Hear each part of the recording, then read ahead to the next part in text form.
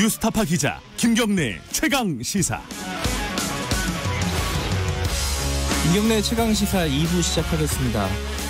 어제 박근혜 전 대통령에 대한 사법적인 판결이 마무리가 됐습니다.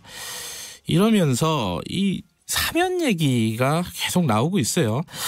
이걸 어떻게 봐야 되는지 오늘은 더불어민주당 우상호 의원, 지금 서울시장 예비후보로 지금 나와 계시죠. 선거 관련된 얘기도 이것저것 좀 여쭤보도록 하겠습니다. 우상호 의원님 안녕하세요. 네네, 안녕하세요. 지금 혼자 나와 계시잖아요, 선거에. 그죠? 네네. 네. 여당에서는. 네. 어제 기자회견 하시면서 외롭고 쓸쓸하다 이런 얘기를 했다고 보도가 됐더라고요. 네, 저 기자가 물어보길래 예. 그냥 감성적으로 그렇게 대답을 했죠. 사실 저쪽은 10명씩 뛰어다니는데 예. 10대 1로 지금 제가 혼자 싸우고 있지 않습니까? 예. 거의 그런 측면에서 보면 이게 같이 싸워줄 사람도 좀 필요하고 예. 판을 좀 키워줄 사람도 필요한데 네. 혼자서 한 달을 10대 1로 싸우다 보니까 이제 그런 말을 좀 했죠. 이게 왜 그런 거라고 보세요? 이게 당에서 일정을 빨리 안 잡아서 그런 겁니까? 아니면 다른 후보들이 결심을 못해서 그런 겁니까? 왜 이런 겁니까? 그 두 가지 요인이 다 있다고 보는데요. 예. 당이 일정을 정해주면 거기에 맞춰서 빨리 결정하는 측면도 좀 있을 텐데 네. 그것이 좀 아쉽다 그런 이야기를 어제 했던 것이고요. 네. 사실상 제가 이런 실물을 많이 봤었지 않습니까? 그동안 당에서. 네. 이렇게 일정을 늦추어서 잡은 예가 없기 때문에 네. 제가 부득이 어제 그걸 지적을 했고요. 네. 또 저와 경쟁이 예상되는 후보들이 네. 사실 제가 볼 땐 너무 시간을 끄는 측면도 좀 있습니다. 만약에 나오실 거면 나오고 네. 아니면 아니다 이렇게 분명히 해줄 필요가 있죠. 점점 시간이 다가오니까요. 네. 당에서 이렇게 일정을 늦게 잡은 이유가 따로 있어요? 그러니까 이제 과거에 보면 이러저런 다른 정무적 고려가 있어서 늦어지는 경우가 있는데요. 네. 지금 같은 경우는 특별히 다른 이유는 없다고 보여지거든요. 그래서 이 등판이 예정되는 유력한 후보들의 결심이 늦어져서 네. 거기에 당의 일정을 맞추고 있는 게 아닌가 저는 그렇게 짐작하고 있습니다. 박영선 장관이 사실 나올 듯 안 나올 듯 지금 결정을 못 하고 있잖아요. 구체적으로 저와 이제 같이 거론되는 분에 대해서 구체적인 말씀을 더 드리는 것은 예의가 아니어서 이 정도로 그냥 그래. 받아주시죠. 네. 김동연 부총리 나온다는 거는 어떻게 된 거예요? 지금 구체적으로 얘기가 오가는 겁니까? 아니면 그냥 설만 돌아다니는 겁니까? 근데 이제 보통 특정인의 거취에 관련된 이야기가 아무 근거 없이 이렇게 오래 나오지는 않으니까요. 이분께서 어떤 제안도 받고 고민도 한 것은 사실인 것 같습니다. 다만 잘 아시는 것처럼 저희 당의 기반이 이렇게 튼튼하게 있는 분은 아니니까 네. 여러 가지를 좀 따져보고 고민을 하고 계셨던 게 아닌가 싶고요. 아직 네. 최종 결정이 내려진 거라고는 보여지지가 않는데요. 그래요? 등판 가능성 아직 남아있다. 저는 그렇게 보고 있습니다. 알겠습니다.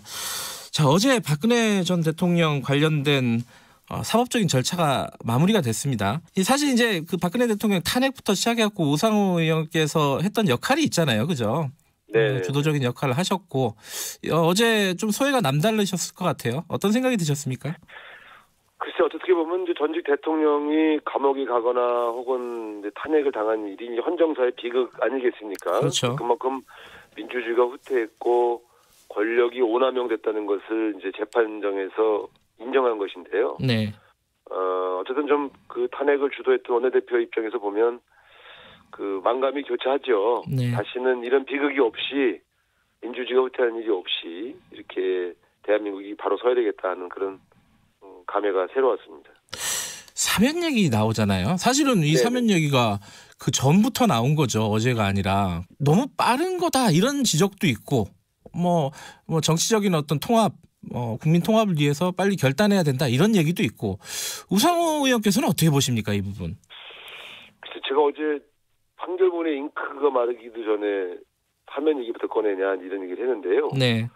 저는 어쨌든 이 문제는 국민 통합을 위해서 하자고 그러면 대통령이 결단하실 수 있을 텐데 네.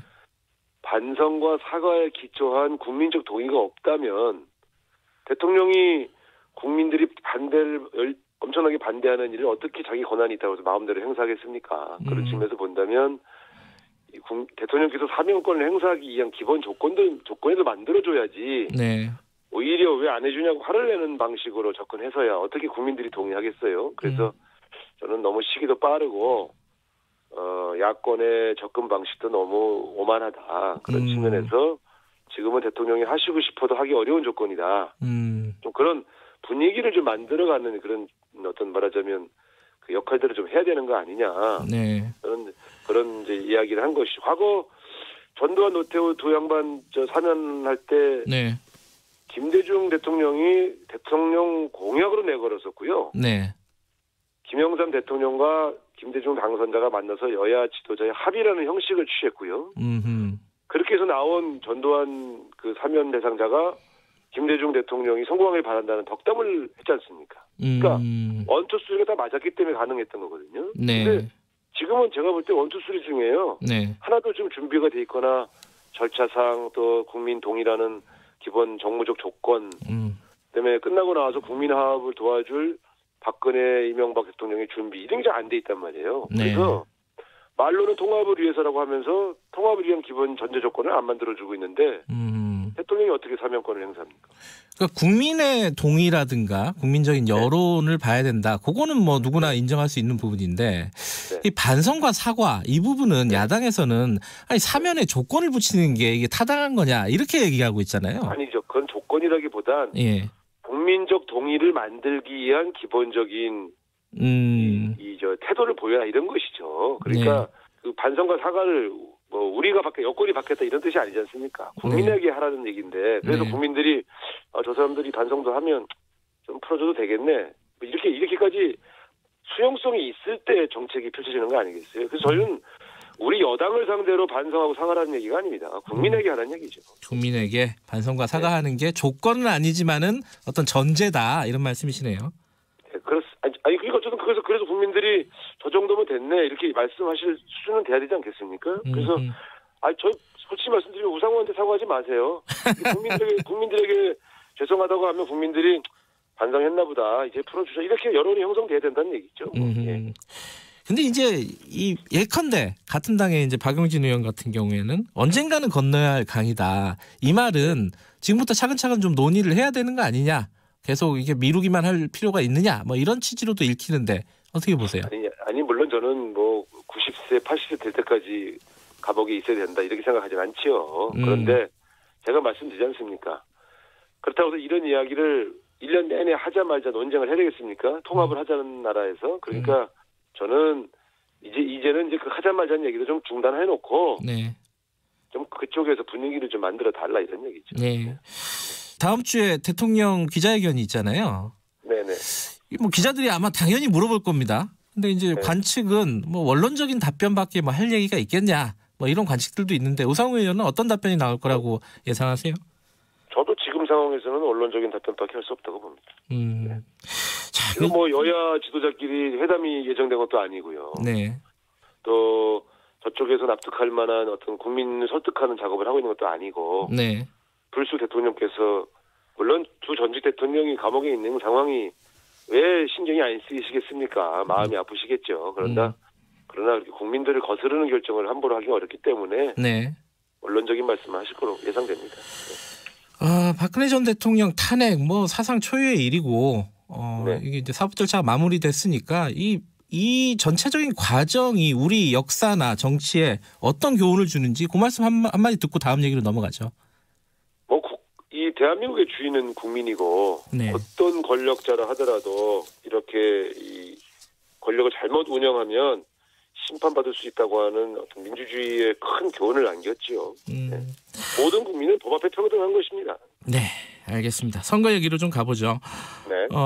부동산 공약이 가장 좀 뜨겁더라고요. 지금 야당 후보들도 경쟁적으로 부동산 관련된 공약을 내고 그리고 언뜻 보기에는 비슷비슷해요. 이게 뭐 공급 확대하겠다, 재건축 뭐 재개발 규제 풀겠다. 이 부분에 대해서는 우상호 의원도 비슷하단 말이에요. 뭐 차이점이 뭐예요? 많이 다릅니다. 많이 달라요? 뭐가 달라요? 예. 저는 공공주택 공급론자고요. 지금 대한민국 서울의 부동산 정책의 목표는 투기 억제와 주거 안정 아니겠습니까? 네. 그러니까 투기 억제를 위해서는 규제라는 수단을 쓴 것이고요. 네. 주거 안정을 위해서는 공공주택 공급이라는 정책을 저가 펴고 있는 것이죠. 네. 그동안의 정책이 민간주택 공급 정책 위주로 펼치면서 투기도 억제하지 못하고 공급도 제대로 하지 못했다. 이런 판단을 제가 갖고 있는 것인데요. 네. 그런데 다른 그 야당 후보들은 공공주택 공급론에 대해서는 일체의 반응이 없이 예.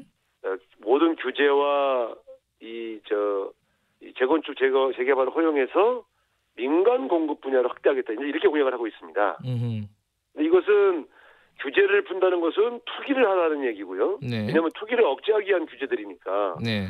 그다음에 이제 민간 공급을 늘리겠다는 것은 이제 온통 공사판을 만들겠다 이런 이야기지 않습니까? 네. 굉장히 다른 거죠. 제가 민간 부문의 재건축을 부분적으로 완화하겠다는 것은 네. 공급 수단으로서의 재건축 허용이 아니라 강남북 균형 발전 정책으로서의 그 재건축 부분 허용 정책이거든요. 그러니까 재건축을 한다고 해서 민간 분양의 수가 급격하게 늘어나지는 않습니다. 지금까지 지난 15년간 이명박 오세훈 시장이 그렇게 뉴타운이다 뭐다 해서 서울 전역을 공사판으로 만들었어도요. 예. 1년에 10,000호 이상 공급한 적이 없어요. 그러니까 15년간 누적해서 보면 순중한 것이 12만 호 정도가 순중했거든요. 네. 재개발 재건축 그렇게 해서도요. 그래서 네. 저 양반들이 뭐 74만 호를 하겠다, 뭐 40만 호를 공급하겠다 그래서 제가 아니 도대체 어디에다 듣겠다는 거냐. 구체적인 수치도 없이 뻥튀기 공약을 내놓네. 일단 숫자 자체도 뻥튀기가 돼 있지만 이 민간 규제를 싹 풀겠다는 것은 투기를 억제하는 수단을 포기하겠다는 얘기인데 예. 아마 저분들 주장대로 되면 아마 서울 집값 더 올 겁니다. 근데 좀 구체적으로요. 지금 우상호 의원께서 낸 그 공약에도 재건축 재개발 관련된 규제를 풀겠다는 거잖아요. 그게 부분적으로.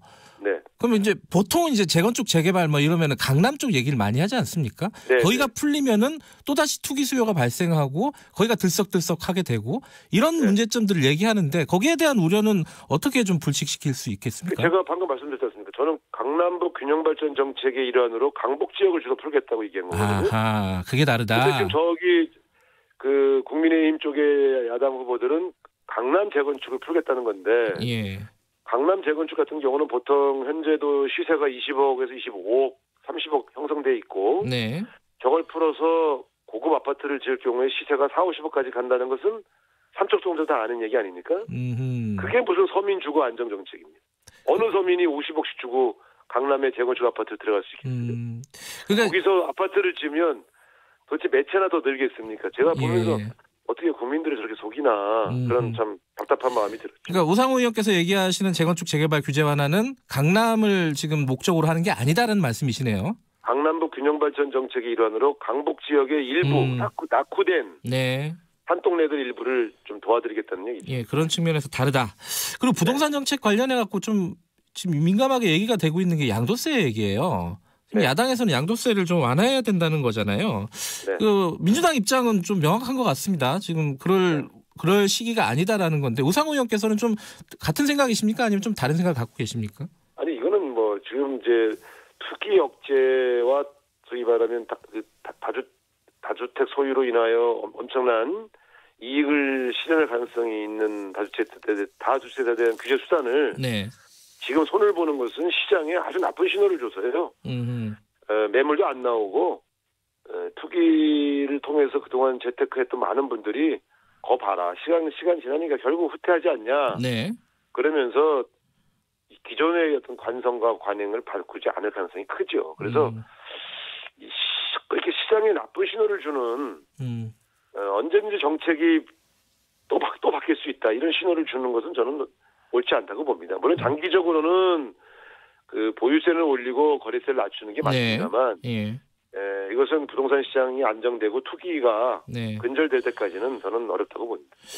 그리고 이제 또 하나 가장 중요한 정책들 중에 하나가 코로나 대책이잖아요. 여러 가지 논의들이 되고 있습니다. 이제 코로나로 인해서 고통받고 있는 사람들의 고통을 어떻게 경감시켜 드릴 것인가. 지금 정치권에서는 뭐 법제화를 해야 된다. 뭐 이런 얘기도 네. 나오고 있고 이익공유제도 네. 연장선에서 나오고 있는 얘기인데 우상호 의원께서 지금 구상하고 있는 어떤 코로나 대책은 어떤 겁니까? 그러니까 우리가 이런 일이 생기면은 한번 냉철하게 우리 대한민국이 K 방역에서 세계적인 모범을 보였다는 자부심을 가지면서도 네.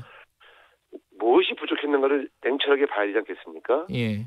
딱 제가 볼 때는 한 3가지 정도가 눈에 띄더라고요. 첫 번째는 공공의료기관과 공공의료 인력이 부족하구나. 네. 그래서 지금 한정된 의료 인력이 지금 너무 고생하고 있어요. 지금 예. 거의 탈진할 상태까지 왔지 않습니까? 네. 그렇다면 여기서 배울 교훈은 인력을 양성하고 공급해야 되겠다. 그래서 저는 공공의과대학을 서울시립대학에 설치하겠다 이런 공약을 내걸었고요. 네. 두 번째는 이번에 보니까 선별진료소 이런 쪽에서 일하시는 분들의 처우나 예. 조건이 너무 열악해서요. 네. 완전히 일방적 희생을 강요하고 있지 않습니까? 네. 그래서 이런 쪽에 인력을 보강하고 또 무슨 요양기관에서 막 갑자기 집단 감염이 발생하면 확진자가 생기면 막 몇백 명씩 확 늘는 거. 예. 초기 단계에서 이분들을 빨리 빼서 옮길 수 있는 장소를 만들어드려야 되겠다. 지금 그 장소가 많지가 않아요. 예. 그러니까 그런 제도를 정비해서 감염병 대응 체계를 좀 긴밀하게 시스템화해야 되겠다. 예. 이게 두 번째고요. 예. 세 번째는 이 자영업 하시는 분들 중소상공인들 이 갑자기 가게 문을 확 닫으니까 정부나 자치단체에서 50만 원, 100만 원 드리는 거 이게 다 합해서 물론 200, 300만 원 되는 경우도 있습니다만 네. 재난 대처를 위한 제도가 없었구나. 그래서 제가 이 보험 제도를 만들어 가지고 네. 이런 감염병이나 이런 것을 통해서 30일, 60일 막 제대로 영업을 하지 못했을 때 최대 1년에 500만 원까지 지원하는 보험 제도를 신설해야 되겠다. 이런 네. 제도 개선책을 제가 어제 발표했었습니다. 그러니까 정부에서 재정을 들여가지고 지원을 해주고 그걸 법제화하겠다. 이것보다는 지금 보험 쪽으로 접근하고 계신 거네요. 그렇죠. 근데 가만 이 보험은 국가와 지방자치단체가 최소 50%에서 최대 90% 분담해 주는 거죠. 아하. 그러니까 자영업 하시는 분들이 1년에 한 30만 원만 내면 예. 그런 재해가 왔을 때에 네. 연 500만 원까지 지원할 수 있는 이런 보험 제도를 신설하고요. 예. 이게 이제 항상 재난과 위험을 대비하는 안정적인 대책이 필요하지 않겠습니까? 예. 그러고 나서도 필요하다면 그때 국가와 지방자치단체가 지원 기금을 줄 수는 있습니다만 땜질식 혹은 이렇게 하는 것보다는 좀 제도를 상설하는 게 좋겠다. 그런 말씀을 드렸습니다. 그 4차 재난지원금 관련해서는 지금 네. 보편이나 선별이냐 이 얘기가 좀 다시 나오고 있습니다. 이 와중에 이재명 지사가 경기도 자체적으로 좀 하겠다는 거예요. 여기에 대한 입장만 듣고 좀 마무리하죠. 4차 재난지원금 지급은 경제를 완전히 회생시키기 위한 마중물로서 필요합니다. 예. 그런데 지금 아직 환자 수가 막 500명, 좀 450에서 550 사이를 지금 왔다 갔다 하고 있지 않습니까? 예. 그렇다면 잘못하면 이게 그냥 돈을 딱 들였는데 또 계속해서 영업을 하기 어려운 상황이 오면 예. 사실상 그 막대한 국가 예산을 집어넣고 예. 회생의 마중물로서의 기능을 하기 어려울 수가 있죠. 그래서 예. 저는 지금은 조금 이르다. 지금 이미 3차 재난지원금을 지급하고 있거든요. 네. 자영업에게. 그러니까 요거를 지급해서 위기에 조금이라도 도움이 되게 해드리되 4차 재난지원금은 코로나 위기가 이 정도면 완전히 잡혀간다고 싶을 때에 지급을 해서 네. 경제 회생의 마중물로 섰으면 좋겠다. 그때 상황을 봐서 전체를 다 드려야 되는지 선별해서 드려야 되는지는 그때 당시에 어느 정도 투여해야 되는가를 판단하면 되지. 네. 이걸 마치 선별을 주장하거나 보편을 주장하는 것이 무슨 진영 싸움인 것처럼 예. 그렇게 만드는 것은 저는 옳지 않다고 생각합니다. 왜냐하면 이건 긴급 지원금이기 때문에 그래요. 아니 김정민 최고위원이나 좀 비판적이잖아요. 그 이재명 지사가 독자적으로 하는 거에 대해서 혼선이 있다. 어떻게 보세요? 물론 이제 그 정부와 협조해서 예. 기민하게 같이 가는 게 좋긴 합니다만 네. 지역마다 또 자기 특성이 있으니까 지방자치라는 거는 지방자치단체장들이 조금 특색 있게 할 수 있는 그런 자율성을 주는 거 아닙니까? 그러니까 예. 저는 따로 또 같이라는 정신에서 네. 또 지방자치는 지방자치단체의 자율성을 가지고 실험을 하고 그걸 평가받는 것이지 예. 크게 이렇게 문제가 되겠습니까? 다만 제일 좋은 건 정부와 지방자치단체가 이런 재난 시에는 긴밀하게 같이 대책을 상의하고 의논하면서 같이 가는 게 좋죠. 예. 그러니까 저는 정부에서도 필요하면 지방자치단체장들하고 다 좀 긴밀한 협정 체계를 가져가는 게 좋지 않겠느냐. 예. 이렇게 같은 당 하는 사람끼리 공개적으로 서로 이렇게 티격태격 하는 게 저는 좋아 보이진 않습니다. 알겠습니다. 여기까지 듣죠. 고맙습니다. 네, 감사합니다. 더불어민주당 우상호 의원이었습니다.